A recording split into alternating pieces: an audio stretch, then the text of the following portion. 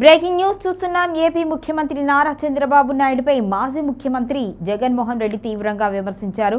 వ్యక్తిత్వం లేని వ్యక్తిని టీటీడీ చైర్మన్ గా పెట్టారు అంటూ కూడా ఆగ్రహం వ్యక్తం చేశారు. మొత్తానికైతే ట్విట్టర్ వేదికగా సీఎం చంద్రబాబు నాయుడుపై విరుచుకుపడ్డారు జగన్మోహన్ రెడ్డి. మొత్తానికి జగన్ చేసిన ట్వీట్ ఏంటో ఇప్పుడు ఒకసారి చూద్దాం.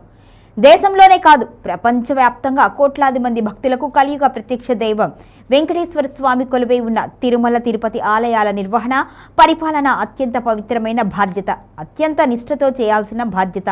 అలాంటి టీటీడీ చైర్మన్ పదవిలో నిష్కలంక వ్యక్తిత్వం, అచంచల భక్తి, నిబద్ధత, నిష్ఠ కలిగిన వారే ఉండాలి. కానీ చంద్రబాబు నాయుడు గారు ఈ పవిత్రమైన స్థానాన్ని స్వార్థ రాజకీయాలకు వేదికగా మార్చారు. ఆలయ ప్రతిష్టను మంటగలిపేలా వ్యవహరించారు. ఒక బాధిత మహిళ ఎన్నికల ముందే చంద్రబాబు గారికి లేఖ రాస్తూ ప్రస్తుత టీటీడీ చైర్మన్ తనను మోసం చేశారు అని, తన జీవితంతో ఆడుకున్నారు అని, ఏ చిన్న పనితో అయినా ఆడవారు వచ్చినా వారిని ఇబ్బంది పెడతారు అంటూ ఫిర్యాదు చేసినా పట్టించుకోలేదు.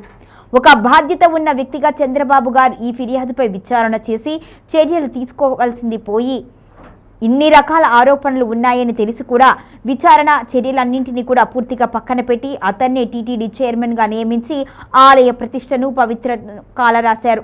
దేవుడి పట్ల భక్తి ఉన్నవారు ఎవరైనా ఇలా చేస్తారా అని నిలదీశారు జగన్మోహన్ రెడ్డి.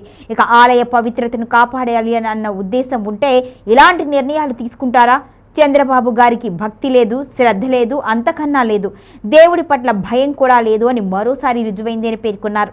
ఇక లడ్డూలో వాడే నెయ్యి విషయంలోనూ చంద్రబాబు గారికి అదే నిర్లక్ష్యం ఉంది.